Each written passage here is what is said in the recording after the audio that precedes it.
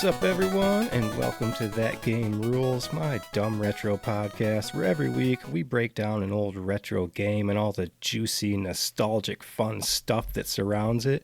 I'm your host, Scuba Steve. Thanks for listening. This week, we're talking Super Mario Land 2, 6 golden coins for the Game Boy. Spoiler alerts, I love this game, it rules, and I'll see you guys next week.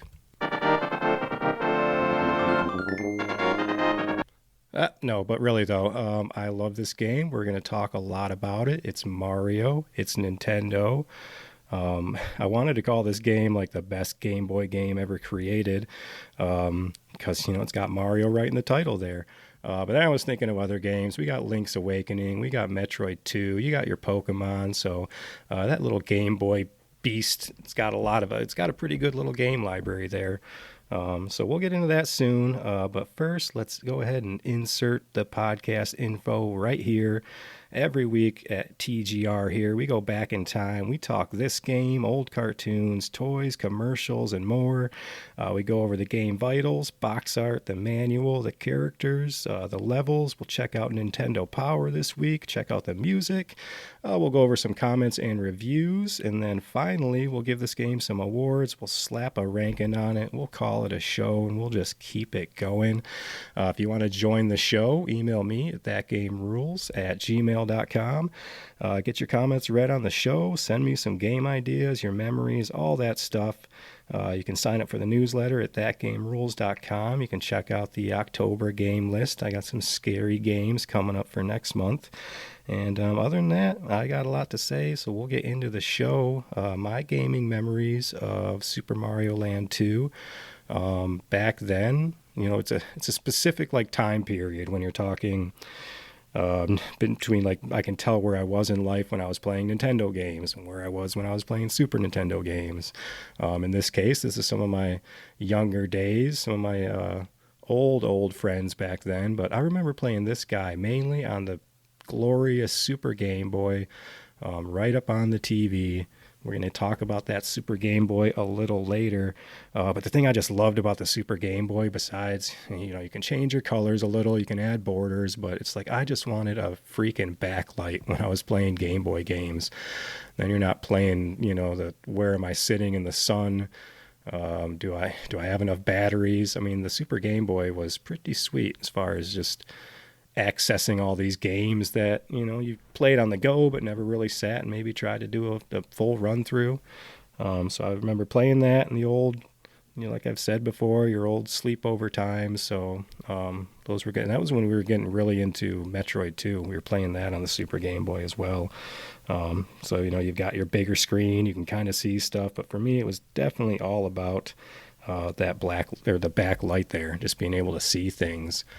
Other than that, I don't know how long this episode will be. It's pretty beefy. We're going to get into a time warp. I've got a kind of a special guest with us that'll be on the time warping on. So in order to do that, it's time warp time. So let's make a tree and get out of here. Have enough road to get up to 88. Roads? Where we're going, we don't need roads.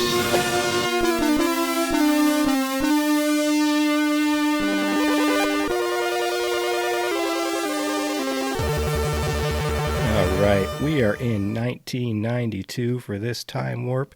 I love the early 90s. And I mentioned it, we got a little special guest today. Why don't you go ahead and introduce yourself?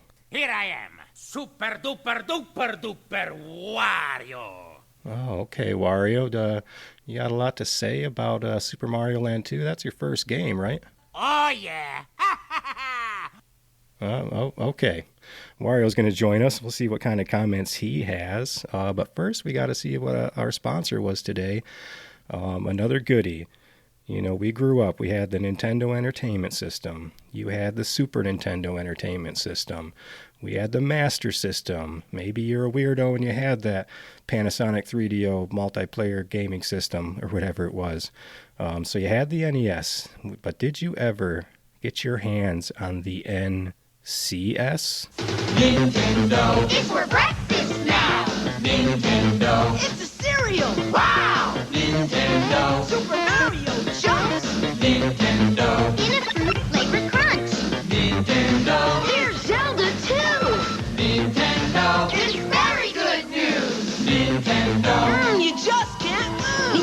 cereal system is a super part of this nutritious breakfast. Nintendo. 2 cereals in 1. Wow! I hope all of you have that song stuck in your head like I have.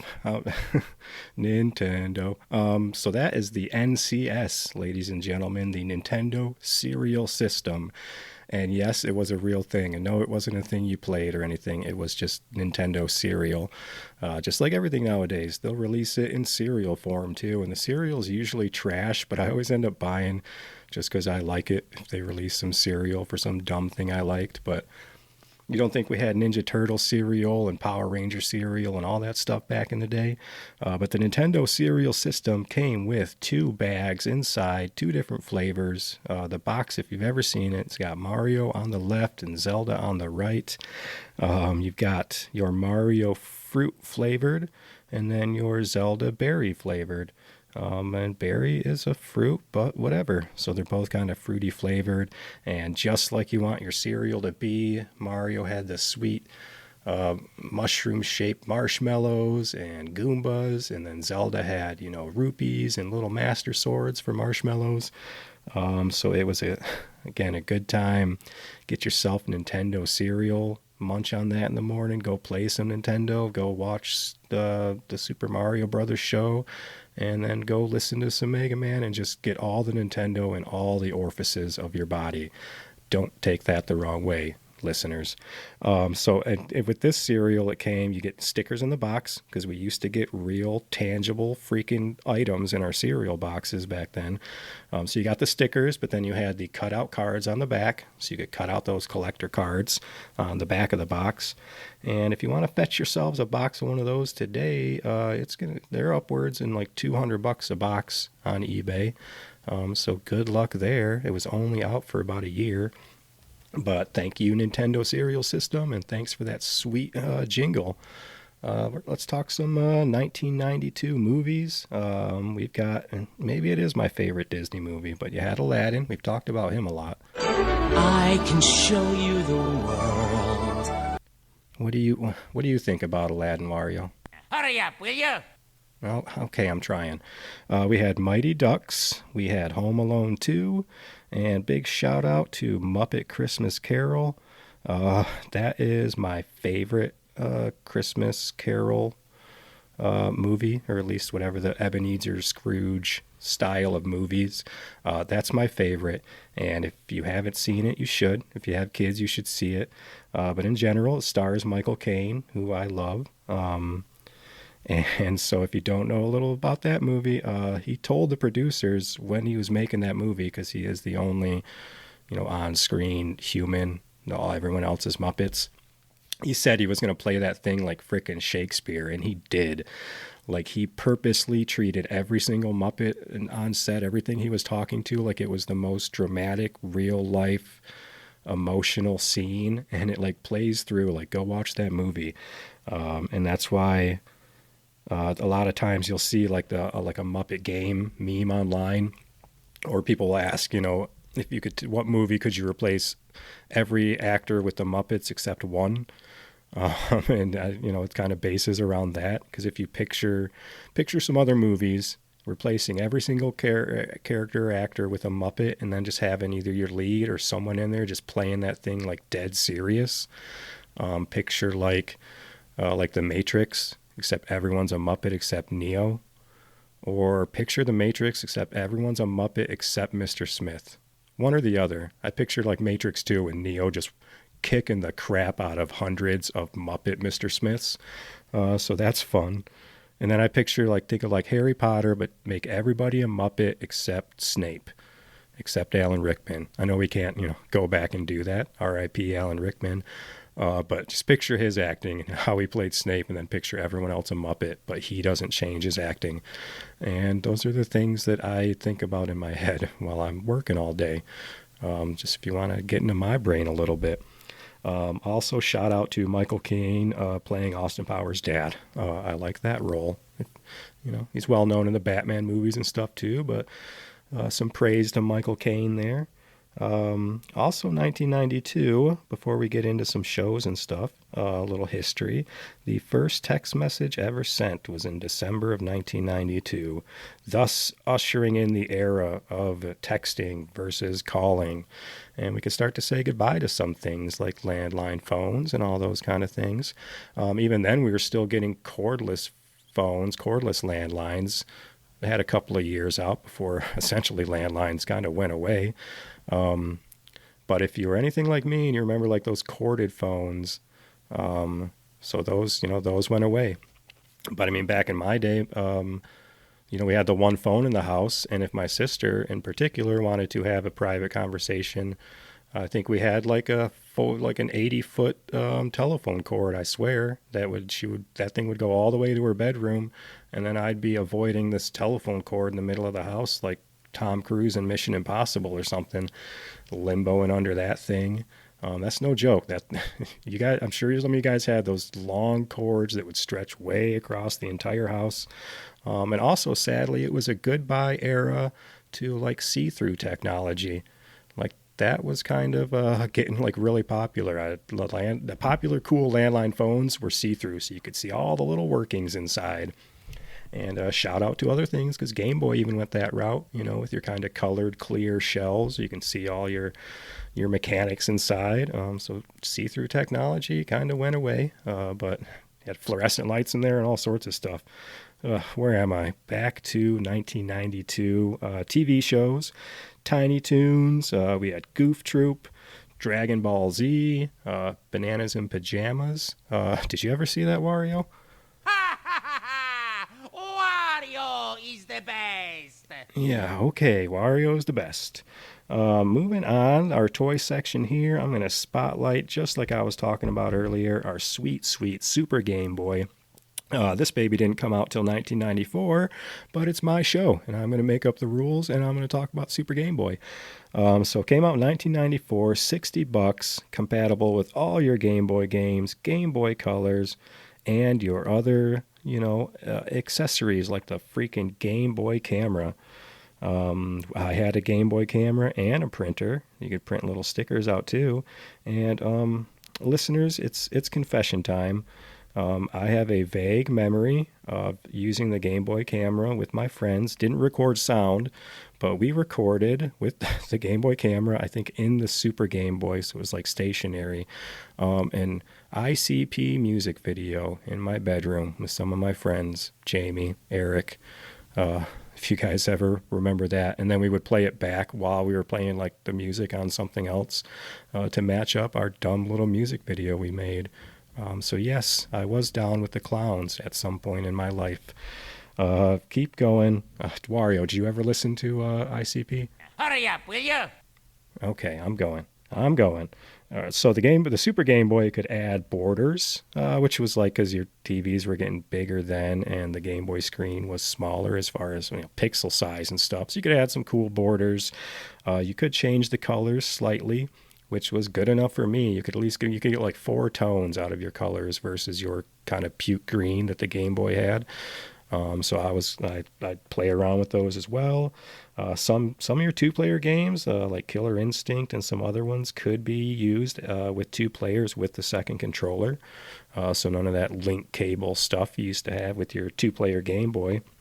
And some sweet tech info on the Super Game Boy that I guess I never really thought about. But the Super Game Boy, hardware-wise, that little cart is literally a Game Boy as far as how the system runs. It's not like an emulator or anything weird like that. So the Super Game Boy itself is a Game Boy. The only thing it's not doing is your controller inputs, which are coming from your controller, and the video output, which is going to your TV screen. So other than that, it is just the components of a Game Boy in the Super Game Boy cart.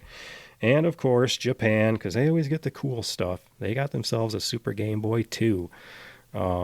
Didn't play any other games. It didn't play like advanced games or anything like that, but it was like cooler, had a cool shell, had like a charging light or something on it, a light for some reason that made it cooler.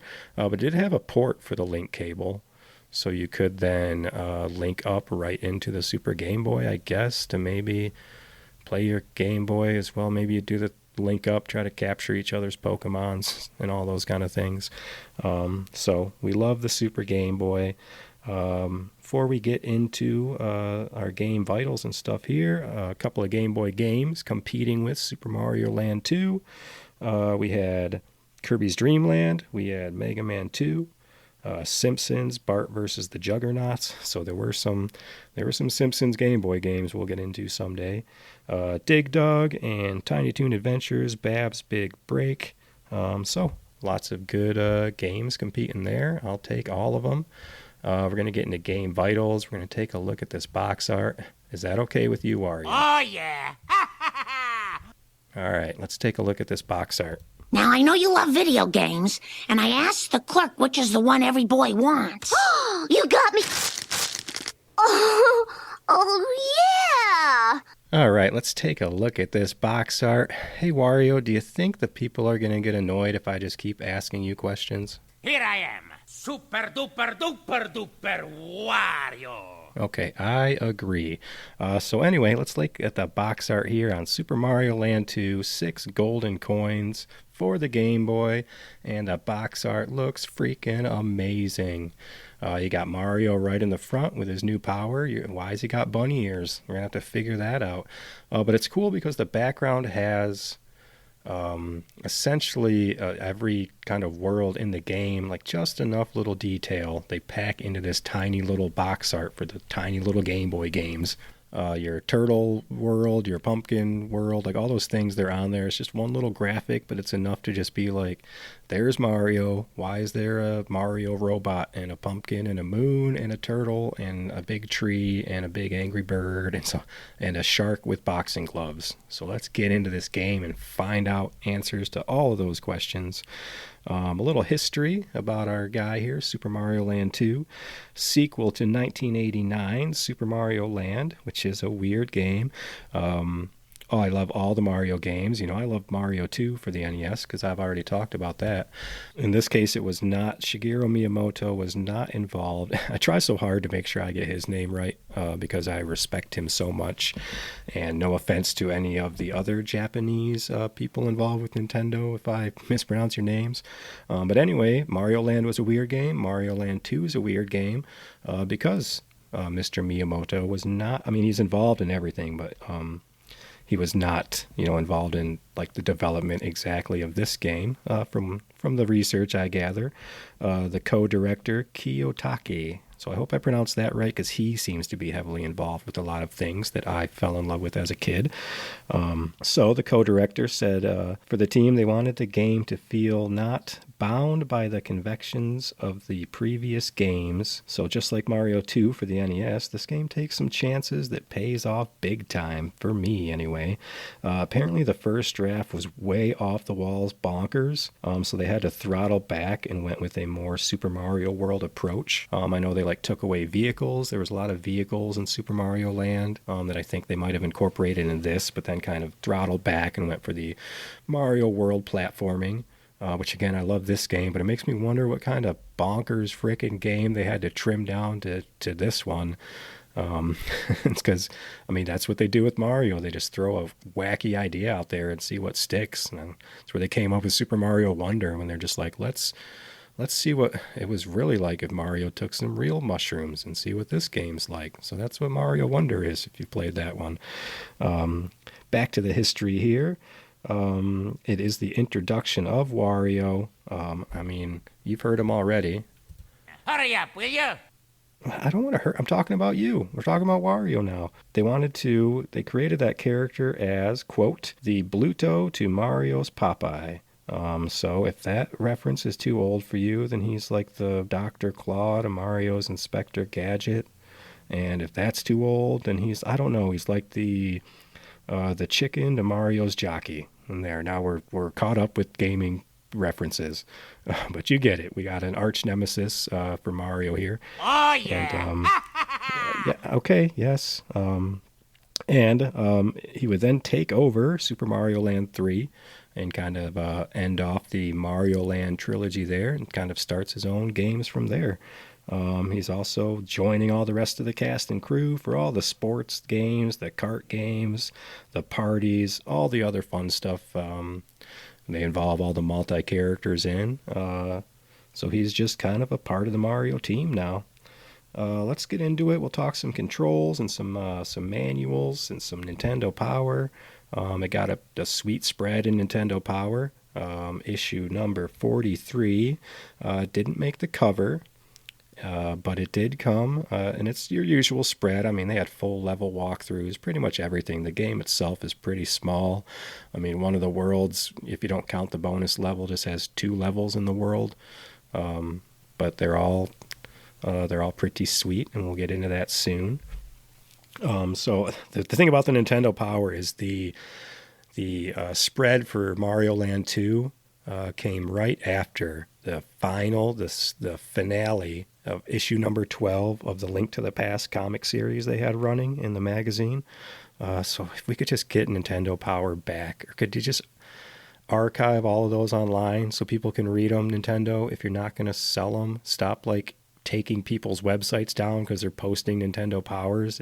Re-release them somewhere. Let me see them. Just, man, Nintendo sometimes shutting down Smash Brother tournaments and all sorts of stuff. Just, they tend to beat up their fans a little bit, but it's like, I'm like a beaten wife because I just keep coming back to them. Let's talk the manual. It looks good. Nothing super huge. It does have some sweet little Mario tips and tricks. Let's check those out right now. Hints from Mario, from the man himself, so that you gotta get your pens out. It says jump. If you make me jump while pressing up on the control pad, I can jump very high. So, yes, that's okay. Thank you, Mario. Okay, it's got other stuff. It's got the spin jump, which is really cool in a Game Boy game. That's the little tornado jump he does in Mario World. So they converted even that to the Game Boy. It says ring a bell along the way. So it lets you know that there are halfway checkpoints in the game. And other than that, it just has a soap bubble note. It says to get to the space zone, you got to ride the soap bubbles blown by the hippo. And you just press A to make the bubbles rise. And then it says, this is a hint, 6 coins. When the game is over, all the coins you recovered from Wario's guards will be returned to them. Try to get them back again. So there's your hint. When you're done beating the game, go beat it again. And control-wise, it's your classic D-pad or classic Nintendo controller-looking D-pad, 2 buttons on your Game Boy there. So you can make Mario move and jump. And then all your kind of normal things. You'll shoot fireballs if you get your plant. You've got your new mechanic, your little bunny ears hat there, and that one you can either hold A to kind of float. He flaps his little ears, or you tap A, tap your jump button a bunch, and he'll float even a little slower, so you can glide around a little bit. In this game, you can pick up and carry shells. So on like your Koopas and stuff, when you beat them, you hold B and you'll carry it above your head. And other than that, it's got some swimming levels with your typical swimming mechanics and some space levels with some new, not typical Mario space mechanics there. So we'll get into that as well. We're going to play some more Mario music. We're going to get into the story. We're going to get into some game chat. Ha ha ha ha! Wario is the best! Okay, well, we're going to play some Mario music first, and then we'll get to some more Wario talk. So let's do it.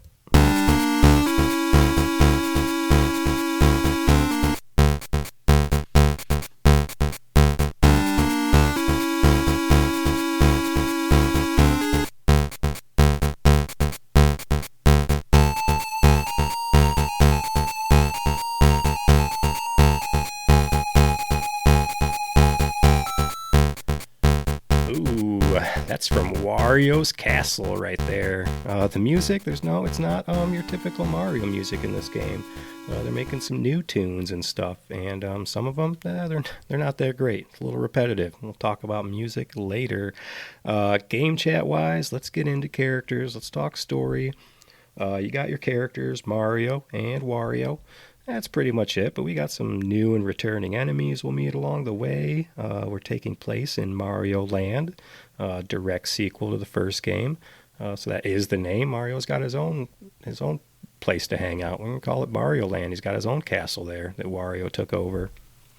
So the story developed to have a different story than your typical Save the Princess. So we're already in 1992, and Nintendo's trying to switch things up a little bit.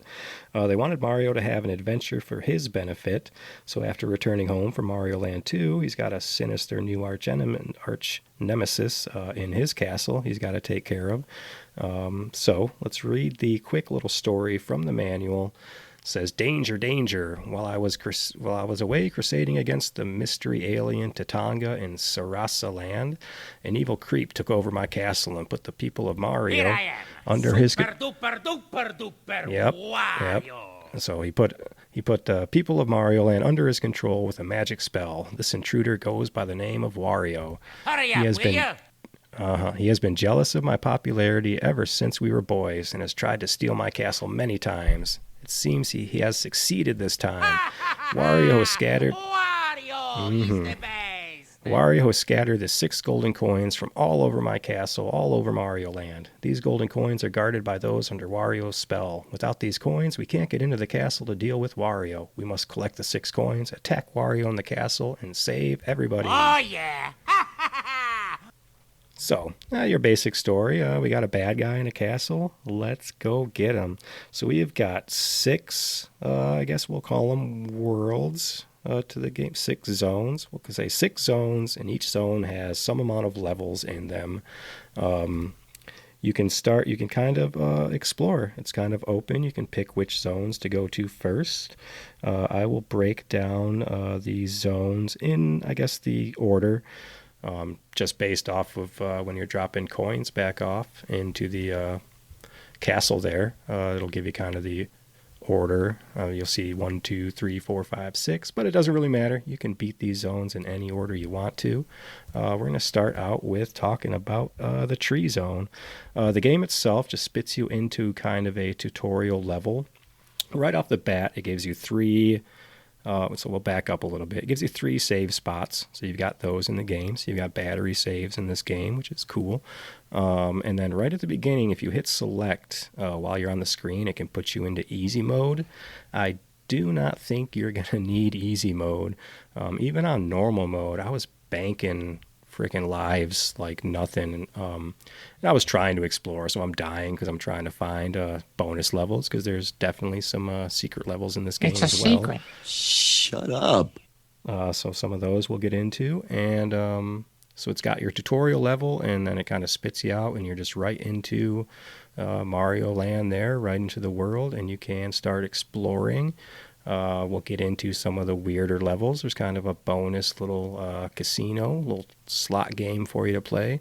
There's also kind of another weird bonus level that doesn't seem to have much point to it besides playing it for items and coins and those kind of things. So it's almost like a level where you can just go and try to bank some items or coins to then go back to whatever levels you were trying to beat. We'll get into the items as we go. We'll talk some enemies as we go. So again, we'll go first zone is the tree zone. And so it takes you to your little tree looking map there as far as tree zone. It says tree zone right at the bottom. And you've got different levels. They're not labeled or named or anything in the game. But just like Mario World, it's a path, so you're going to go level by level. So we'll just kind of describe these levels and kind of half name them and kind of talk about some things from each one, if I can remember it. So our first level of Tree Zone, right when you start at the map, you're at the bottom of the tree there. We'll call the first level Traversing the Roots. So you're at the bottom, and, it's a tree level. And the real cool thing about this game is that it themes the enemies like around these worlds. So there's lots of different enemies that you don't see in any other Mario games again. But, I mean, there's some. You got your Goombas and your Koopas and things like that. But it's unique, I guess, is the key word as far as this game. And the theming around the levels are cool, because it's actually like you start, you're kind of on the ground, climbing along like roots and all these kind of things that you would at the bottom of a tree. So there's like... there is like some frogs in this level and bugs. You've got ants, dragonflies, like bees and beetles, just all throughout all of Tree World. So your first level, and we'll go through the bonus levels as we get there too. And again, not a full walkthrough here, but we're just going to go over levels and see what I come up with. So you got your first kind of level there on the roots there, and nothing real crazy there. Your second level gets real cool. We'll call it the sap-filled interior, and that's kind of a sweet new mechanic in this like sap, this tree sap you're going to get stuck in. But it works also as it's like hanging from the ceiling. You can jump into it, and then you're stuck in it up there. So it's almost like you kind of climb through the sap if you want to go up. You can get through the sap if you just sit still. The sap you'll just kind of start to sink through it. So I like the sap mechanic. Next, and you're kind of like in the tree there now, climbing your way up through the tree. So your next level there is going to be, depending, it'll split there, and you can go either left or right. So now you got your choice there in a branching paths kind of section. So you can go to the branches with ants kind of level, and now you're at the top of the tree, so there's a lot of ways to fall. You can fall, it's like an up level, you're going vertical. So you'll fall, and maybe you'll have to restart. You're kind of climbing, bouncing up along leaves and stuff like that. So it's not, the level moves with you. It's not like Chip and Dale or anything. So if you fall, you'll just keep going, hopefully land on something you were already climbing on.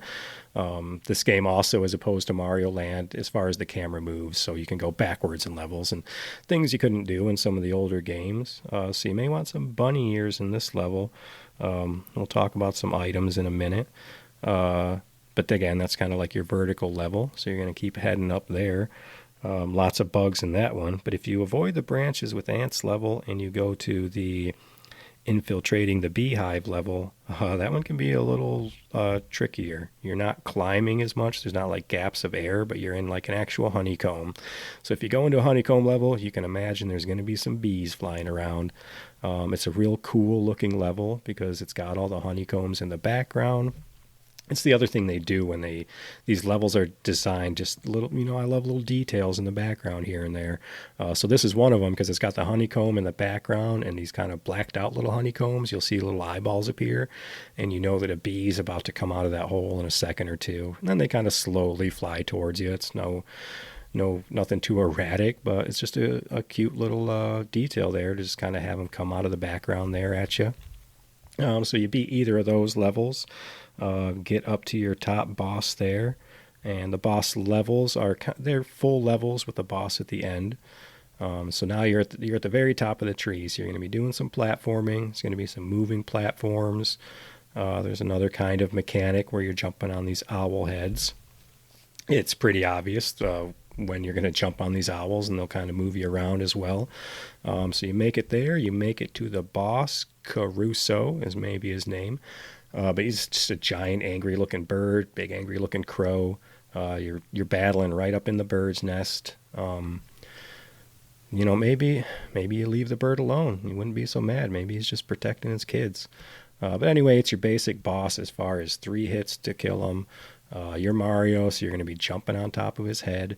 And he does one of those basic boss mechanics of stay in one corner, do your swoop down to the other corner, stay there, swoop back down to the other. So just got to time it, jump on his head, and you're good to go. Let's talk about the bonus levels. Tree Zone has a bonus level. It's in level 2.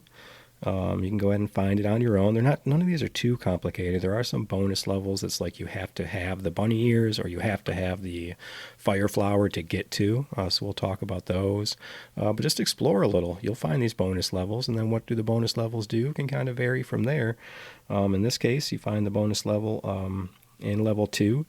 You beat the bonus level, and then in this case, the background changes on your level select. And this is one of them that you do need the bunny hat. You got to do a little backtracking. You got to make it across the big gap, essentially there, using your bunny ears. And again, that just kind of changes the background of the Tree Zone level, as far as I could tell. So again, fun. The bonus levels, they're fun to find. You don't need a big reward after the level. It's kind of maybe finding them is the reward itself. So. Let's move on, and we'll rotate right around to Space Zone. So you beat Tree Zone. It's going to put a little flag right on top, so you know you did that zone, and you're good to go. But level-wise, zone-wise, we're just kind of going clockwise around the map as far as your 1 through 6. So if you head up from Tree Zone next, you're going to find a weird just hippo up on a hill. So going, again, we're going to get weird. So you go into that level, and then you find a hippo, and then he blows a big snot bubble or whatever. Maybe it's a spit bubble, but whatever it is, you're jumping into this bubble from this hippo statue. But it's kind of, they call it like the level 0. So I guess it almost counts as a Space Zone level, although you're not in Space Zone yet. But you need to use that bubble. You tap or you hold A, makes the bubble move up. So you just float around this level, stay in the bubble because you need that to get to like the second exit of the level. If you miss it and go out your normal exit, you're just back there at the hippo. But if you get your little bonus exit there, you're going to go up to the actual Space Zone, which only has 2 levels. It's like a moon and stuff. It does have a bonus level we'll talk about. But other than that, it's just 2 levels. The second one's a little tough. But your first one, you start out, you're on the moon, and you're in a sweet little Mario astronaut outfit. Just like Mario Land, the original, that had a lot of space-type themes to it, with the boss being like an alien. But other than that, you're in space. The background looks cool. This is where it works the mechanic very differently, because you're in space now, you're on the moon, so the gravity works different. So it's just a whole different mechanic. It doesn't really play like a Mario game now that you have this like super jump. It plays more like when I used to put in like the floating jump codes on like Game Genie. So I mean, Mario's got some reach. He's high, he's flying high up there. But it's fun. So it's not a typical Mario gameplay because it changed the jump mechanic. But it's still cool and it's still fun to fly around on. It's level 2 of Space Zone that's pretty tough. It's one of them classic auto-scrolling levels. So the level's moving along and pushing you along with it. This one, you're almost just kind of flying and floating like the entire time. And the tough part is, the real enemies here are like the stars. They act as spikes. You can't touch the angry stars. So you're floating like a lot of up and down and in and out and avoiding all these stars, and call that level the Galactic Minefield. But the real cool part at the end, you avoid all that, you make it to the boss, because again, this is level 2, you're at the boss already. But the boss is, what's his name, Tartanga, or whatever the boss is from Mario Land 1. So you fight him again. He's in his spaceship from the first game, and maybe when it comes to Mario Land enemies and bosses, maybe he's just like the best one ever. Here I am, super duper duper duper Wario. Okay, I didn't forget about you, Wario. I'm just joking. So Tatanga's the boss there. Bonus levels in Space Zone. So you find the bonus level here in level 2, and it's cool once you activate that bonus level, it shoots like a shooting star and it lands like right into the moon, like the actual background moon, and then it turns him into like an angry face. And then when you beat the bonus level, he's got like a sad face. So feel bad for the moon. Maybe if you just avoid the bonus level, he'll just stay happy the whole game. But that bonus level is just like just tons of coins. So if you're looking to bank some coins, maybe for your bonus games later, some of these bonus areas are just places to get some coins, get some items. And again, just kind of you found some bonuses. We got to have them in there somewhere. So items in the game, since I didn't mention them right off the bat, you probably know about your mushroom to make you big. You got your invincibility stars here and there as well. And your fire flower is classic. Other than that, the other kind of weird ones here, it sticks with your Game Boy having hearts for free guys. Because you couldn't tell the difference in colors between like a green and a red mushroom, so they couldn't just do another mushroom for a free guy. So your free guy is a heart if you find one of those. And other than that, you get your carrot. You find yourself a carrot. I just love that little sprite, that little icon. Just hits a little nostalgia button with me. Carrot, it's called. Could be a turnip. It's a vegetable. Mario and his vegetables in some of these weird games. So you pick up your carrot and bam, you got your bunny ears. And just like I described with the controls, you're gonna float like as long as you want to. There's no running and flying to get going like your raccoon tails and stuff later. So just another item that came and went in Mario's lexicon there to never be seen again, as far as I know. The old bunny ears out of the hat there. So we'll keep moving through zones here. We keep going, and we've got the macro zone. And once again, here we are, shrinking down. Tiny Mario, big world. Mario 3, level 4 type feelings there. In this case, it's like a house, macro zone. Level 1, you're out in the yard. See, you're still kind of fighting bugs and stuff. You're getting that Honey, I Shrunk the Kids type of feeling. So you're fighting, again, ants and beetles and all sorts of stuff in the yard. And it kind of plays like it looks like on the world. So you start out like in the yard, and you beat that level, and you move on to like the extreme plumbing level, and that's kind of like how you break into the house. I feel like you're getting in through like the sewers. And the plumbing level, it's a lot of pipes, and now you're dealing with water and stuff. It gets a little bit like a pipe mazy like as far as working your way through that level. Battling some normal enemies. You got Goombas and turtles and fish in the water level there as well. Move on, and you're going to be in like the basement of the house. There's going to be like conveyor belts and these kind of things. Kind of a normal level there. But it's when you get up to the attic that it really shines, because now you're Chippendale style. You're tiny. You're jumping off of books. You're making a way around a dirty, dusty attic up there. And then you finally make your way to this boss. It could be, I want to call him Ricky. It could be Ricky. It's spelled weird, but I just want to call him Ricky the Rat. It probably is just Ricky the Rat. He's going to be another jump on top of him 3 times boss, but in this case, he's got a spiky nose. He climbs up the walls and stuff, so you can only jump on him when he's on the ground. You try to jump on him when he's climbing up. That's where his spiky nose is exposed, so you got to watch out for him. But he's kind of the rat fight, like a single screen. He's hopping in and out of pipes and stuff. So shout out to Ricky the Rat. Your bonus level here in this zone is going to be in level 1. You're going to need Fire Mario.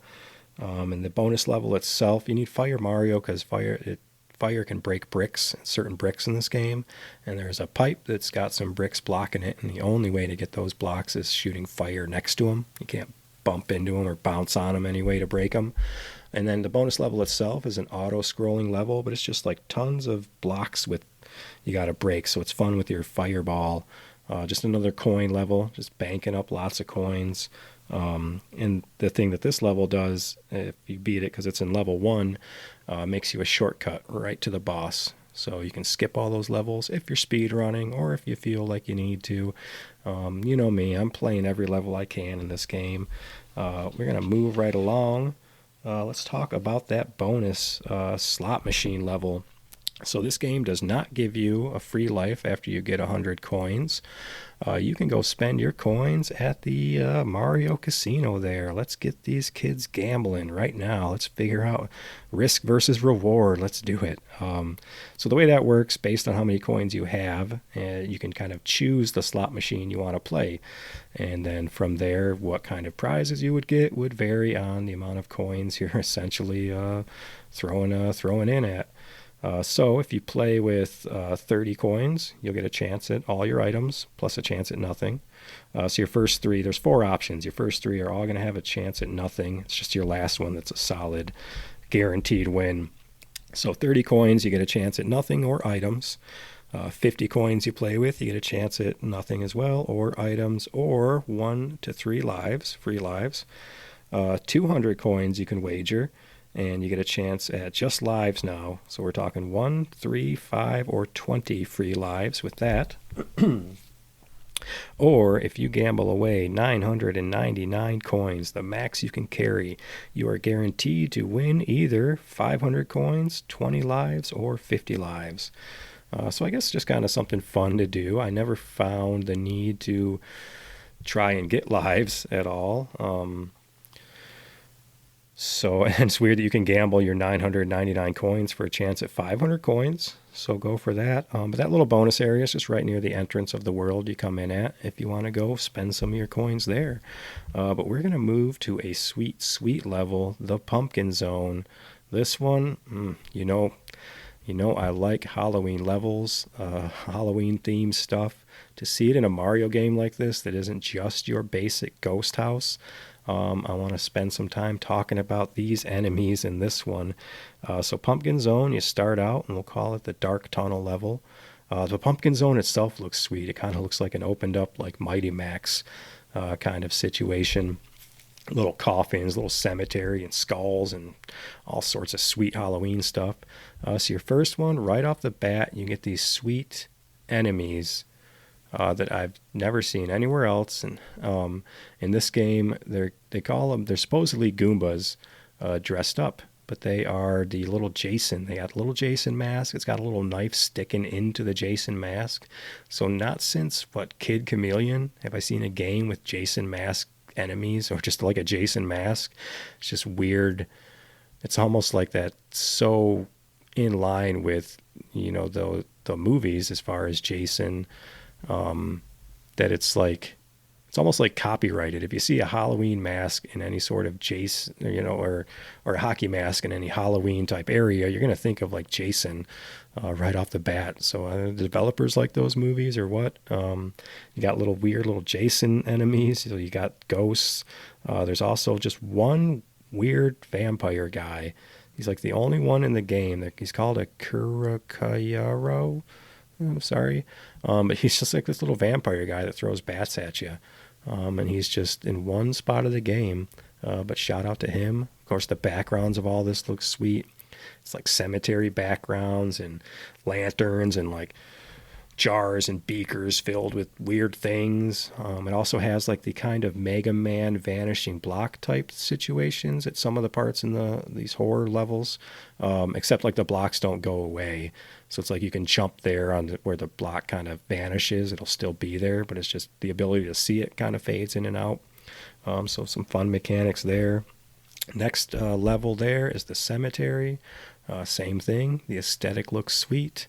They're like bizarre monsters, so the theme enemies works good as well. There's like weird umbrellas shooting at you and one-eyed animal looking things.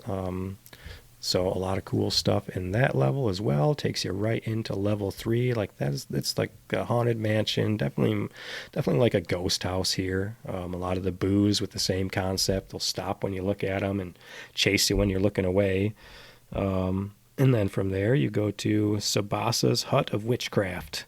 So another level, and it's kind of like alchemy like level with all the stuff in the background, pots and candles and jumping off of shelves with specimen jars and those kind of things. And then you make it to the boss herself, Sabasa the witch. And the boss level looks cool too. It's like a kitchen type. Well, it's got a bunch of chamber pots, and of course you're gonna jump on top of her 3 times, but she kind of vanishes and goes in and out. You have to avoid the pot lids shooting you up into like the spikes in the ceiling. The pot lids are easy to avoid. It's just you try not to jump into the spikes as you try to jump onto her, is the issues I was having in these levels. But secret paths in the Pumpkin Zone, there's 2 of them. So 2 different levels have a secret. One, you break the blocks to head down a tube, and that bonus level it'll have a bunch of coins. So just another coin bonus level. And then in the ghost house is another bonus. And this is one of those where it's kind of like some of those ghost houses tell you. In this case, you reach the end of the level, you think, and there's like a coin arrow, like an arrow made of coins pointing up. So if you actually backtracked and made your way up there, that takes you to another bonus level. It's just a bunch more, another item and coin kind of bonus level there. But good job. You want to find them bonus levels. Let's move on to another super weird zone, and that's Mario Zone. There is no bonus level in Mario Zone, but it is a giant toy Mario statue. Hurry up, will you? Yeah, okay, all right. Wario! Yeah, you is wish the you had a best. Wario statue. But we're in a giant toy Mario statue. It's one of the larger levels of the game. All of these essentially are kind of bigger levels and pretty tough. They look really cool because they themed it out sweet. So it's essentially like a toy factory, all of these levels in your Mario zone. And you start out, you like work your way around this Mario robot. You're like in his foot, and you're in his mouth, and you're in like his ear, as far as like the whole zone path and stuff. So level 1, the gears of locomotion. You got gears, we got conveyors, things moving around on you. Some of the enemies are like toy soldiers. We get classic bullet bills back in this zone. Some big ones too. They got some big sprites on these bullet bills. So you're inside Giant Toy Mario. Work your way to the next level. Bubbles and balls. You're like riding a bouncing ball across a bunch of spikes and stuff. The backgrounds of these levels for being Game Boy games are really cool. Again, with just the themes and stuff. It's not just a plain background. Let's go to the next one. In Bad Taste, we're up in like Mario's like mouth and head now. Kind of a new mechanic here is like these balls moving along these chains. You got to kind of jump on, ride those. The level's kind of getting tough now. A lot of conveyors and spikes. But again, it looks great. Like even the blocks, just the background, the way they made it look like kind of like a toy factory. It could just be solid plain colors, but they had just little kind of screws here and little spiral kind of things here. Again, you're fighting like toy soldiers, jacking the boxes, all on our way to the last level of this zone, like the sweetest level in the zone, brick blocks galore, because now you're just Lego everywhere. So Nintendo knew what they were doing. They knew Legos were super popular. This whole level is just made of sweet looking Lego, and just like Lego, this level has just a bunch of saw blades coming out at you through the Lego. You got to avoid a bunch of those, as one does when they're playing with Legos. But just another fun mechanic to throw at you. And then the last boss here in your little kind of toy world, your little storybook here, is the 3 little pig heads. So it's 3 different pigs. They're hanging out in their houses up there. They come down one at a time. They jump in different ways. And just like every other boss, you can defeat these guys with 3 jumps. Or just apparently like every boss, the fireballs do it too. I never really consider those. But if you have fireballs, they'll take out bosses in this game just as well. So it's like 3 jumps or 6 fireballs essentially. So you got to do a little more work if you're going to use fireballs, but go for it. And again, no bonus levels in here. So we're going to head right to our last zone. As you're beating all of these, again, your little flag comes up. It does a cool little animation. It shows you, well, it shows the coin kind of going back into the castle there, to eventually open that door. But let's take a look at our last zone here. It's Turtle Zone. Water type levels and stuff, but some cool things in the mix. You'll start out on level 1, kind of the islands. You're right into swimming. You got cheeps everywhere. You got blurps everywhere. Puffer fish here and there. You've got your sharks chasing after you with boxing gloves. And a lot of the, you can take out the fish, the cheeps with fireballs, but sharks themselves are like immune to fireballs. So watch out for them there. And if you get near the surface, it's kind of like one or the other. You can kind of play platforming across the surface, the land there, or you can do kind of just go in water and make it through that way. But it leads you to the next level, which is cool because you can see it right on the map, a sunken submarine. So you go into that, and now it's kind of, again, like a mix now of water and platforming as you traverse this sunken submarine. It's kind of like it gets kind of pipe mazy-like in here too, between the water and the not water, and making your way through pipes, a little bit of backtracking, but then you go. So that level's cool because it looks good. It's a lot of work because the whole background's cool. It's your submarine, it's got portholes and all these kind of things, and it's a lot of work for just one submarine level. Just like this next level, a lot of work into that, and that's into the whale itself. So you go inside the whale, freaking Link style from Ocarina of Time. We're like in here, innards of the whale. There's like tonsils. We've got like sharp bones kind of things to avoid. But then it's got, I guess, stomach goo. You can kind of jump in and around, but it works kind of like the sap from the tree level. So they bring that mechanic back. The cool thing is when you're like swimming around or jumping around the whale, it's all fish bones instead of actual cheeps. So it's like digested fish. So you're avoiding like the fish bones. There's also a unique type of Goomba called the Goom Diver. So it's like a little scuba Goomba swimming around there. So much love to the scuba Goomba. Then we've got your boss, Paco, the Octo, as it was. You can take him out with some fireballs if you got it. He's going to shoot little baby octopuses at you. Other than that, jump on his head 3 times, rinse and repeat. You get it. Hidden level in this one is in the sunken submarine level. And it's one of those kind of weird ones where it's like you have to be Small Mario to make it through, because it's like kind of in the background if you noticed it, or if you're always looking for that kind of stuff like I am, you'll be like, oh, gotta be Small Mario and walk through that. Other than that, you could just miss it walking past it. But you definitely have to be small, because you try to duck and slide through, it ain't gonna happen. And then that bonus level is pretty cool, because it spells out Mario Land 2 and coins as you're playing it. So just a neat, fun little thing there.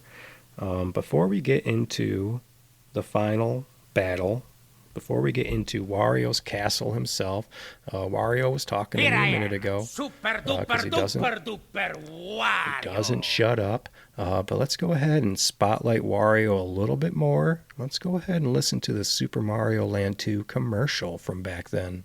Obey me, Wario. I am your master. Mario is your enemy. The wicked impostor Wario has cast an evil spell over Mario Land. Don't let Mario get the 6 golden coins. Don't let Mario reach the palace. This is the biggest, most dangerous, most challenging Game Boy adventure yet. Obey Wario. Destroy Mario. Don't fall under Wario's evil spell in Super Mario Land 2, only on Game Boy. There, I played your commercial, Wario. Are you happy yet? Wario is the best. Yeah. All right, let's talk Wario's castle. Just one level. It's Wario's castle. It is, I guess it's tough. It should be for being the last part of the game. I was probably struggling more with some of the Mario Zone levels, but anyway, you're in a castle. It was yours, but it looks like Wario's done some weird redecorating. There are giant flaming or piranha plants that shoot flames at you, or little ones as well, or giant ones with giant flames. So you've got that first kind of Mario Castle feeling already. OG Mario NES with the Bowser flames shooting at you towards the end of the game. So you got that going for you here. It's also got that sweet Wario Castle music I played earlier. So you've got that. You've got the flying fireball shooting at you. And then it's just lots of classic platforming with the fire shooting at you. You got lava on the floor you're avoiding. You're doing lots of platforming. There's like giant Wario fists like slamming down out of the ceiling. You got to avoid those. And then you get to kind of like a mini boss, a couple of them. You got to traverse your way through. It looks like almost like a Wario face / angry sun type of thing. It's like a sphere. It kind of bounces around like a Windows logo screensaver as far as where it's going in the room. So you got to avoid that. But you have to do it like 3 times. As you beat the first one, you go into the next one, and it's going to have 2 of them in there. So now you're avoiding 2 of them bouncing around. You kind of get power-ups as you go as well. At least the last one will give you a block that gives you a power-up. As far as the mini-boss here before you make it to the Wario boss fight itself. So the castle's short, and you got your mini-boss, and then you're right into the multi-phase Wario boss fight. It starts out with Wario sitting right up on your throne, just like kind of like Mario 3, where the kings would be. It has that kind of screen-looking aesthetic, like they copied that right from like Mario 3.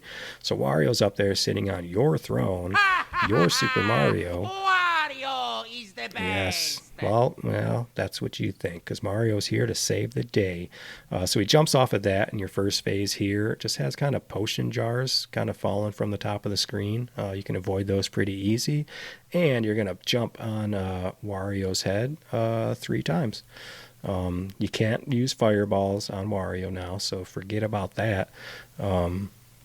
But go ahead and stomp on him 3 times. We're going to get right into phase. So that's your kind of Super Wario phase, where he's just big Wario, normal Wario. You're going to go into your phase 2, so you run to the next room, and then I think there's usually like a power-up every time you head for your next room, your next phase. So the next phase is Wario, and he's going to be Rabbit Wario. He's going to, you'll see kind of a black carrot drop down. Now he's super, and he's flying around. But lucky for you, you got a Mario statue. Sweet Mario statue right in the middle of the room, so you're going to use that, jump up on the statue, still avoiding those potion lamp looking things falling, and then jump on Wario's head 3 times. A little side note here, if you are still Rabbit or Fire Mario, and you grab a super mushroom, just a regular mushroom, they call it Super Mario, so if you're big, you're Super Mario with a super mushroom. If you grab a mushroom, it essentially downgrades you from Rabbit or Fire Mario. So avoid the Super Mushroom if you're already powered up. But then go ahead and run to your next room here. We're in phase 3 of Wario Fight. So Wario is now Fire Wario. He gets himself a sweet little power up there, and his fireballs are huge. They look really cool. So his final attempt, he's just going to shoot fire at you, but no more lights are falling this time, so you can just concentrate on avoiding the fireballs and getting another 3 hits into Wario. And this time Wario he shrinks into a weird creepy little sprite of a tiny Wario. He starts crying like a little baby, and you just beat the game. So Wario's defeated. Castle returns to Mario. It's got your little castle animation at the end. It flips that W to an M, and that's it until our next adventure with Wario. How do you feel about this game, Wario? Wario is the best. Yeah, okay. So that's it. You beat that. You check out some credits. Let's get into some comments and reviews. Let's check out some awards. Let's rank this baby. Let's do it. Aren't you a little old for video games? That man is playing Galaga. Thought we wouldn't notice, but we did. Let's do all the things that you want to do. Throw me a frickin' bone here. I'm the boss. Need the info. I've lived in mortal terror that this would happen. Get on with the ceremony. All right, let's get into it. Comments and reviews here. Lots of good stuff. From Tanuki Kenny, we've got, it's good and all, but some parts are pretty frustrating, especially the Tatanga boss fight in the Space Zone and Wario's Castle. I also don't like the game's music because I found it annoying to listen to, and most of the music is just remixes of the game's main theme. You hear the same notes over and over again while you play. I do like how you can choose the worlds you want to go to in any order, though. I'd give it a 7 out of 10. So some comments about the music there. It is pretty terrible. Even like a Mario 2 on the NES that just had 2 tracks essentially. I mean, it's hard to say now because they're iconic Mario tracks now, but they weren't when they came out then. But no one's saying that about any of these Mario Land 2 tracks. None of those are like replayed anywhere. It doesn't even really sound like Mario unless you've played this game.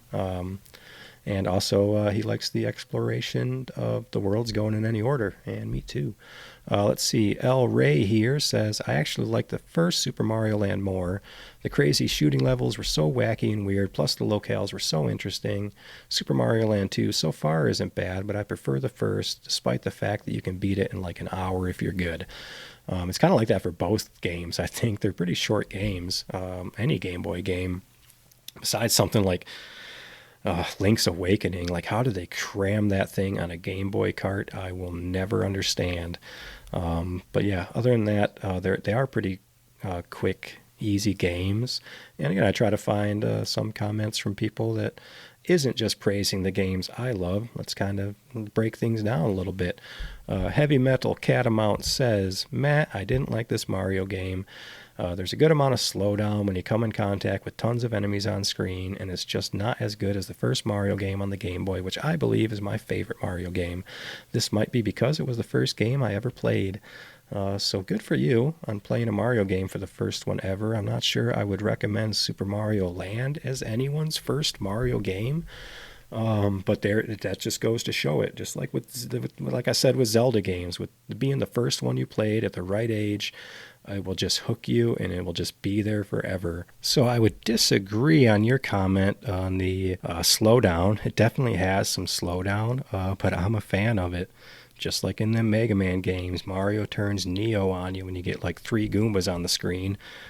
So it's fun for me. Other people don't like it, but I'm a fan of slowdown. Let's move on to Zarbach. He says, interestingly, there would have been a proper Mario Land 3 had the Virtual Boy survived just a bit longer. It was in development for the system, and even a few screenshots came out before it went under. Looked a lot like a cross between Mario World and the original Super Mario Brothers. So they were planning Mario Land 3 for the Virtual Boy, and we all know what happened there. Wario got a game on the Virtual Boy that may be like the only playable game. And I don't even mean playable with the Virtual Boy itself. If you like emulate that and just try to play it, I mean, it sucks because it's all just a big red screen, but it's a decent. There's some decent platforming in there as far as Wario's Virtual Boy game. And again, they're re-releasing that friggin' thing. Let's see how many people swoop up that Virtual Boy adapter for the Switch thing. Probably one of the weirdos who will, myself.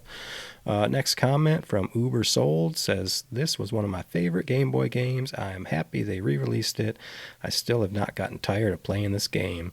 So just a good comment there. The re-release, I believe, was a DS re-release. I think you could play as Luigi, maybe. Maybe that's a mod I saw somewhere. The DS got a lot of re-releases, didn't it? A lot of the 64 games re-released, but just even like minor improvements, but all the Marios re-released, all those things. Even on like the GBA back then, they were re-releasing, and they would rename it too. So it was like Super Mario Advanced 4, Super Mario Brothers 3. I don't remember specifically, but they were like renaming games when they were just remakes of old games. But whatever, it's Mario. We love it. Last comment here from Mace Hindu says, obey Wario, destroy Mario. Wario is the best. So that's the only comment there, and I think Wario likes that comment. Yeah.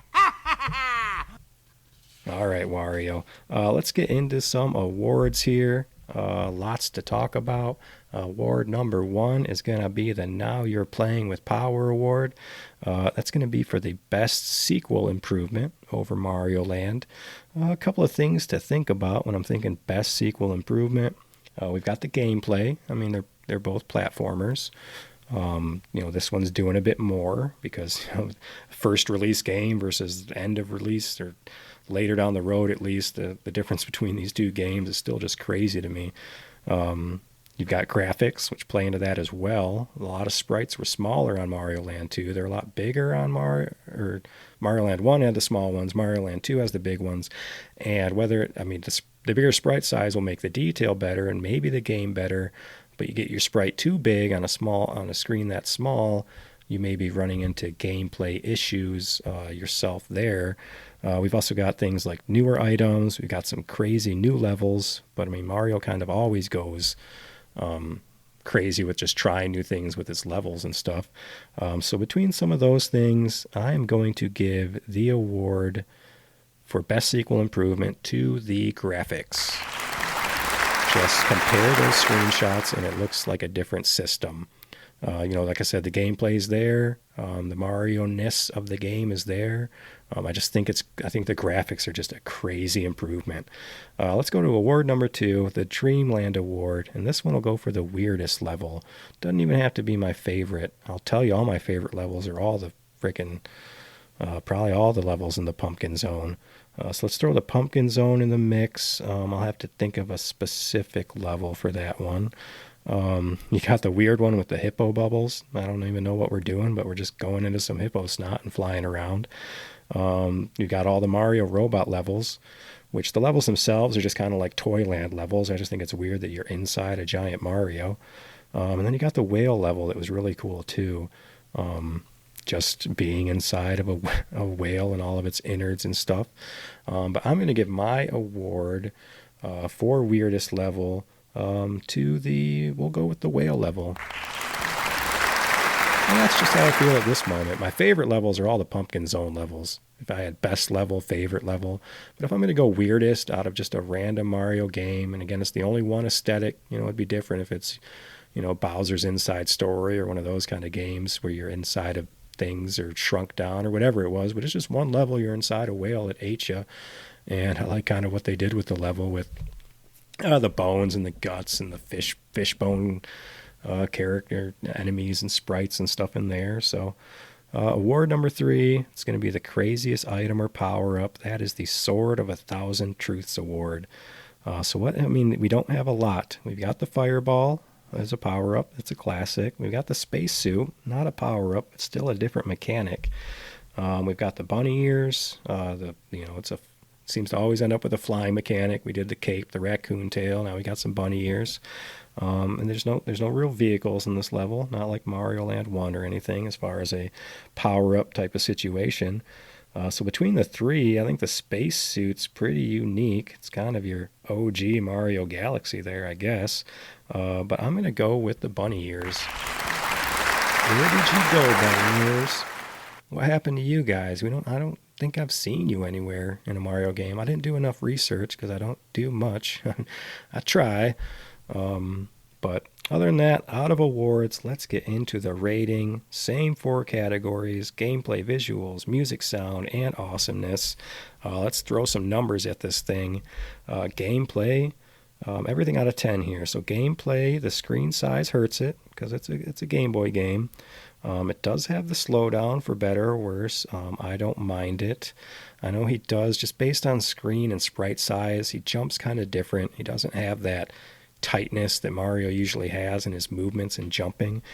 So I will give this baby an 8 out of 10 for gameplay. Visual wise, I don't know if since I've already gave an award to graphics, know where I'm going with this, but the sprites look amazing. The levels are super detailed. It is just a mini Super Mario World on the Game Boy.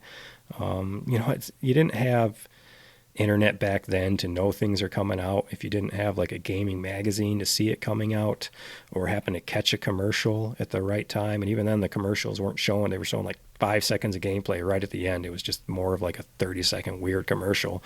Then you wouldn't just know what things were coming out. Like this game I just caught either at Toys R Us or wherever I saw it hanging up somewhere. Didn't even know it was around, because as much as I loved my Game Boy and my Game Gear back then, I still preferred to play sitting on a TV somewhere if I could. So this game just kind of blew me away with the visuals. I'm going to give that a 9.5 out of 10 on the visuals. Did I say 8 out of 10 on gameplay? Well, that's what that is. Music and sound, you sucked. You're going to get a 5 out of 10. I don't even need to describe much. There's no Mario music. I found the best 2 tracks I could to play for this episode, and they weren't that great. The first one, if you played the game, it'll at least tickle your nostalgia and make you recognize the game I'm talking about. But other than that, not enough it had your iconic Mario tunes. It actually had your coin pickup is like your OG Mario NES coin pickup noise, and your mushroom noise. So a couple of the sound effects are on par, but yep, the music was just pretty lame and repetitive. Like really repetitive. So I'm gonna give you a 5 out of 10. Awesomeness, I just score this however I want all the time. I'm gonna give it a 10 out of 10.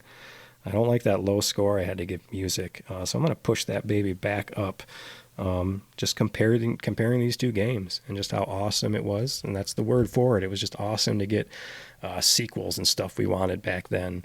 So let's add all those up, and let's see what we get here. Oh, that game rules. Forget about the math. Forget about the numbers. Forget about my metrics of having to be 8 to get a rules. I don't remember the math, but this game rules. I said it at the beginning. I just wanted to tell you it rules, and I almost just shut the episode off. So that's how I feel. What do you think, Wario?